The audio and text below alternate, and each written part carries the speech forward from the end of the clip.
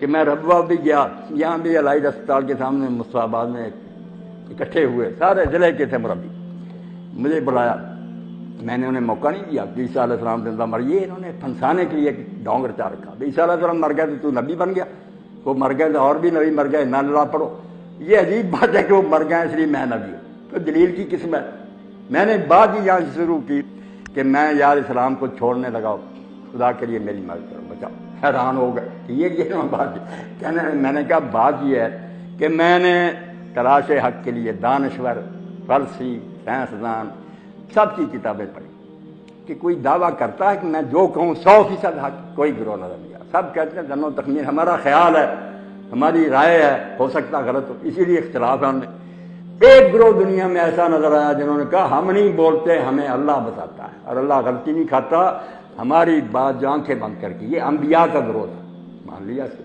اب نام لیے بغیر میں نے کہا، مگر بعد میں حال ان کا بھی یہ کھلا کہ ایک بات کہہ دی جھوٹی ہوئی اور پھر کہہ دیا میں کیا کروں یار، شیطان مجھے نہ الہام کر گیا تھا، میں سمجھ نہیں سکا۔ ان کا بھی پٹھا بیٹھ گیا، وہ سمجھ گیا کہ مرزا صاحب کی بات ہے۔ کہنے لگے اس سوال کا جواب ربوہ بھی ملے گا، آپ چلیں گے وہاں؟ ہاں چلو۔ وہاں بشیر احمد صاحب ہیں ان کے ذمہ دار، وہاں چلے گئے۔ وہاں بات، اب ان نامرادوں نے اپنے ساتھ پچھلے انبیاء کو بھی لپیٹ لیا، خود جھوٹے نکلے، جبہ اوڑھ لیا، میرے اوپر پورا نہ آیا، وہ بھی کوئی چھوٹا منصب تھا۔ کہا جی اگر ہماری پیش گوئیاں نہیں پوری ہوئی تو یونس علیہ السلام کی کیا پوری ہوئی، اندازہ کرو۔ تو اس سچے نبی کو بھی جھوٹا، اس نے بھی کہا تھا 3 دن بعد عذاب آئے گا، نہیں آیا۔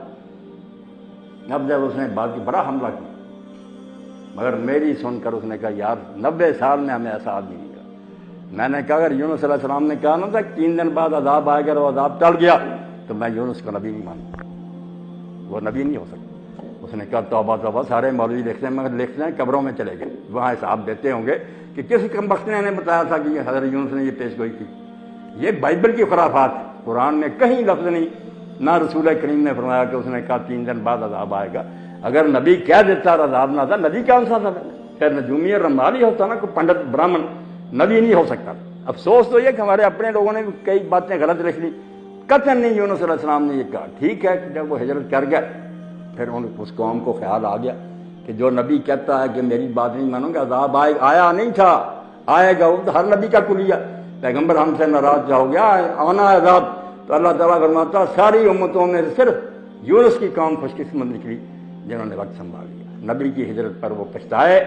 بادشاہ نے اعلان کیا کہ ٹاٹ پہنو، سر ننگے کرو، راکھ اوپر ڈالو، میدان میں نکلو، معافی مانگو اللہ سے۔ نبی غصے ہو کر چلا گیا، وقت ٹل گیا، ابھی عذاب آیا نہیں تھا، نہ آنے کا وقت تھا، بتایا ہوا تھا نا کہ نبی کا انکار کرتے رہو گے تو آئے گا، پھر وہ آنا تھا لازم، اگر وہ جمے رہتے نہیں۔ اللہ تعالیٰ فرماتا کیوں نہ کوئی دوسری قوم، یہ کہتے ہیں استثناء، مولوی صاحب سے استثناء نہیں، اللہ تو ترغیب دیتا کہ دوسری قوموں نے بھی وہ کام کیوں نہ کیا جو قوم یونس نے کیا، تاکہ وہ بھی عذاب سے بچ جائے۔ وہ سنبھل گئے، باقی قومیں نہیں سنبھل۔ حیران ہوا۔ پھر میں نے کہا یار نبی جو ہوتے ہیں انہیں چاہیے سچ بولیں۔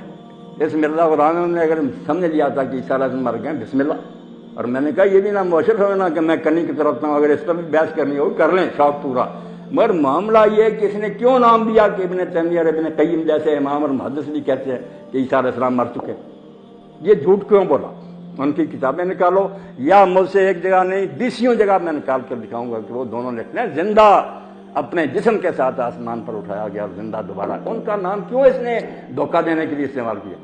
تو 5-6 منٹ کے لیے بالکل اللہ گواہ قادیانی ساتھ ہی تھے، لیٹ گیا اور مشکل سے وہ سنبھال کر کہا کہ ہم نے تو ان کی کتابیں ہی نہیں پڑھی۔ ابن تیمیہ، میں نے کہا کوئی بات نہیں، 2 کتاب کا میں مہیا کروں گا، آپ کی لائبریری ہے، آپ کی ٹیمیں، وقت لے لیں جب بھی ملے۔ اور میں نے کہا تمہارے خلیفہ کو بھی خط لکھا تھا، کوئی جواب نہیں آیا۔ جہاں ہے نا ابن تیمیہ اور ابن قیم نے یہ بات کہی جس نے کتاب البریہ میں لکھی، وہ دکھا دو تمہارا امام سچا۔ اور اتنا جھوٹا اور کذاب آدمی، تو لعنت ہے اس جھوٹے پر، کیوں اس نے یہ کیا؟ تو عزیزو دوستو یقین جانو، یہ بات جیسے انداز میں کر رہا ہوں جارحانہ ہے، یہ گروہ جھوٹا ہے اور اچھے بڑے لوگوں کو بیوقوف بنا رہا ہے۔ رسول اللہ کی امت ہوتے ہوئے ہم نئے نبی کا انتظار کریں، لعنت ہے ہمارے مسلمانوں میں۔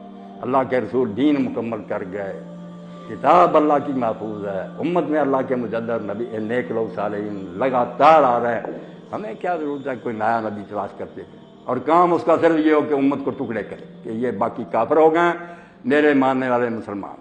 اس نبی کے آنے سے صرف یہ فائدہ ہوتا ہے کہ نئی امت بن جاتی ہے اور کچھ نہیں۔